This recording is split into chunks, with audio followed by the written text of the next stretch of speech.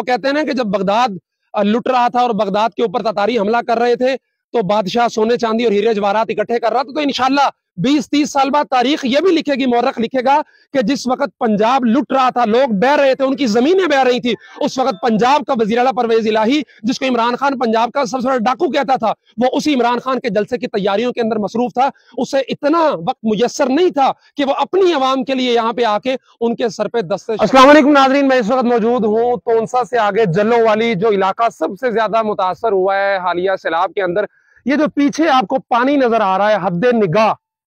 چند دن پہلے تک یہاں پہ ہنستی کھیلتی ایک بستی آباد تھی، لوگ تھے، ان کی خوشیاں تھی، ان کے آشیانے تھے، ان کے بچوں کے لیے جو ہے وہ سر پہ چھت تھی، لیکن اس وقت یہاں سے پانی گزر رہا ہے، یعنی سیلاب آتا ہے، لوگوں کے گھر گر جاتے ہیں۔ یہ وہ بیچارے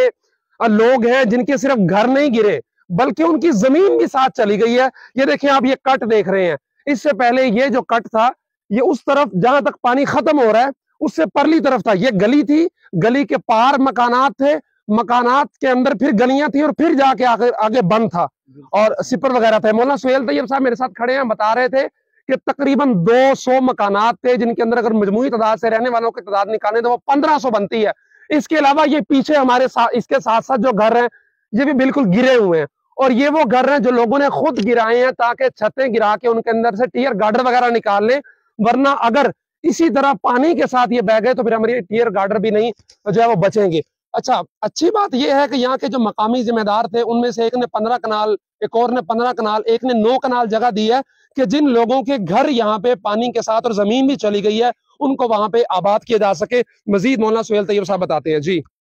بسم اللہ الرحمن الرحیم۔ سب سے پہلے عمار بھائی آپ کا بہت شکریہ کہ آپ نے جس طرح بھرپور طریقے سے تونسا شریف کی آواز اٹھائی، تو یہ آپ کا اور آپ جیسے جتنے ہمارے دوست تھے ان کی آواز اٹھانے کی وجہ سے ہم جو ہے نا ہائی لائٹ ہوئے ہیں، ورنہ یہ 20,000 کی آبادی ہے، ہمارا بڑا شہر وہوہ ہے، وہوہ کے بعد سب سے بڑی آبادی یہ جلو والی کی ہے، ہمیں کوئی پوچھنے والا نہیں ہے، اور ابھی تک بھی کوئی نہیں پوچھ رہا ہے۔ آپ کو مزے کی بات بتاؤں کہ یہ کتنا بڑا نقصان ہے، اس کے باوجود بھی ابھی تک ایسی صاحب نہیں ہے، ڈی سی صاحب نہیں ہے، انتظامیہ کی نہ اہلی کی بات سنیں۔ یہ دیکھیں، یہ سفید ریش بزرگ کھڑے ہیں، پسینے کے اندر بھیگ رہے ہیں، یہ سیالکوٹ سے چل کے آئے ہیں اپنے بھائیوں کی جو ہے وہ داد رسی کرنے کے لیے، ان کی امداد کرنے کے لیے، لیکن اے سی صاحب بہادر جو ماشاءاللہ آپ کو پتہ ہے اعلیٰ کوالیفائڈ ہوتے ہیں اور ایک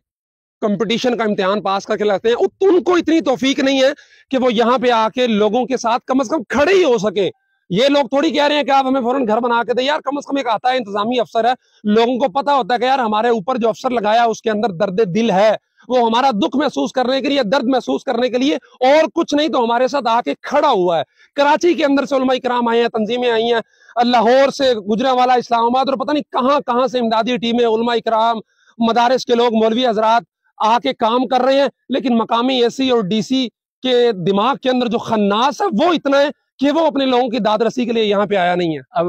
ان کے نہ آنے کی وجہ سے لوگ اتنا خوف و ہراس میں ہیں۔ میں نے آپ کو پیچھے گھر دکھائے تھے نا، تو وہ ابھی بھی لوگ آہستہ آہستہ ان گھروں سے انخلا کر رہے ہیں، گھروں کی چھتیں اکھیڑ رہے ہیں، وہاں سے ٹیئر گارڈر نکالنے کی کوشش کر رہے ہیں، نامعلوم کب رات کو دن کو کس ٹائم پانی آ جائے پھر گھر گرنا دوبارہ شروع ہو جائے۔ یہاں پانی تھا کتنا جب یہ گھر گرے ہیں؟ یہ تو ہمارے جو 20 فٹ سے زیادہ اسٹڈ لگے ہوئے تھے، پانی اتنا زوردار تھا اور اتنا بڑا تھا کہ وہ ان 20 فٹ اسٹڈ کے اوپر سے گزر کے آیا ہے، تو ان کو وہاں پہ ختم کر دیا۔ درمیان میں ان کے ریت تھی، وہ ریت بھی ختم ہو گئی، وہ اس کے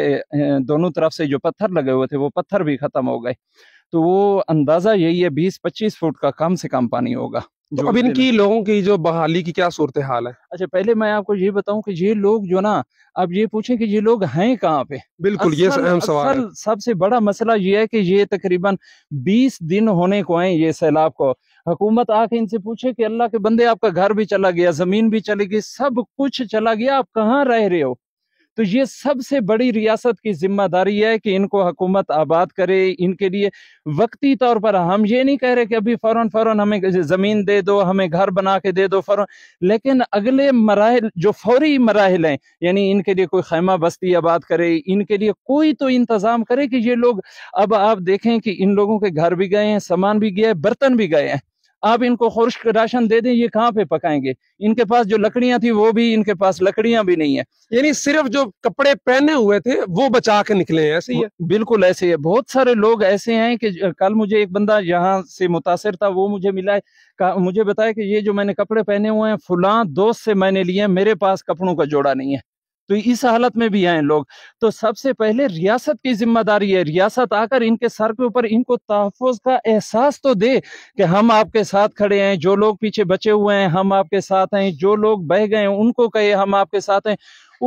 हम इस एहसास कमतरी और एहसास महरूमी में आए कि इतनी बड़ी आबादी 20,000 लोग हैं, ये शायद हमें इंसान नहीं समझते, या पता नहीं ये हमें कौन सी मखलूक समझते हैं कि जिसकी वजह से अभी तक कोई आने के लिए भी तैयार नहीं है। इससे बड़ी बेहिसी और पत्थर का दिल और क्या होगा कि आफतें आती हैं, सैलाब आया, बहुत सारी जगहों पे आया है, घर गिर गए हैं, लेकिन ये वो मैंने सिंध के अंदर काम किया, बलूचिस्तान में 10 दिन रहा हूं, काम किया, लेकिन ये जो सूरत हाल है ये कहीं पे नहीं देखी है कि लोग सिर्फ अपने तन के कपड़े बचा के निकले हैं, उनकी जमीन भी चली गई है, लेकिन कोई भी इनका पुरसाने हाल नहीं है सिवाय इमदादी टीमों के। आपको भी पता है कि ये किसी इदारे का काम नहीं है, ये रियासत इनके सर पे दस्ते शफकत रख के और इनके नुकसान का इजाला करके इनको दीगर मकामात पे जगह दे के इनको मकानात तामीर करके दे सकती है, किसी एक इदारे का काम नहीं है। जितने ज्यादा घर हैं यार, और कुछ नहीं, वजीर आजम साहब हो, वजीर आला KPK या दीगर जो लोग थे, परवेज इलाही साहब जो है वो गुजरात के अंदर जलसे करते फिर रहे हैं, वजीर आजम शहबाज शरीफ साहब हेलीकॉप्टर के अंदर से आटे के थैले लुढ़काते फिर रहे हैं, जो नीचे आके फट रहा है, किसी काम का नहीं है। तो वो कहते हैं ना कि जब बगदाद लुट रहा था और बगदाद के ऊपर ततारी हमला कर रहे थे तो बादशाह सोने चांदी और हीरे जवाहरात इकट्ठे कर रहा था। तो इंशाल्लाह 20-30 साल बाद तारीख ये भी लिखेगी, मौरख लिखेगा कि जिस वक्त पंजाब लुट रहा था, लोग बह रहे थे, उनकी जमीनें बह रही थी, उस वक्त पंजाब का वजीर आला परवेज इलाही, जिसको इमरान खान पंजाब का सबसे बड़ा डाकू कहता था, वो उसी इमरान खान के जलसे की तैयारियों के अंदर मसरूफ था। उसे इतना वक्त मुयस्सर नहीं था कि वो अपनी आवाम के लिए यहाँ पे आके उनके सर पे दस्ते शफकत रख सके। आपसे गुजारिश है कि इस वीडियो को आगे पहुंचाएं, शायद कि इन लोगों के लिए कुछ हो सके, इन लोगों के काम जो है वो बनाने के लिए कोई हुकूमत या कोई बंदा जो है वो यहाँ पे आके इनके साथ खड़ा हो सके।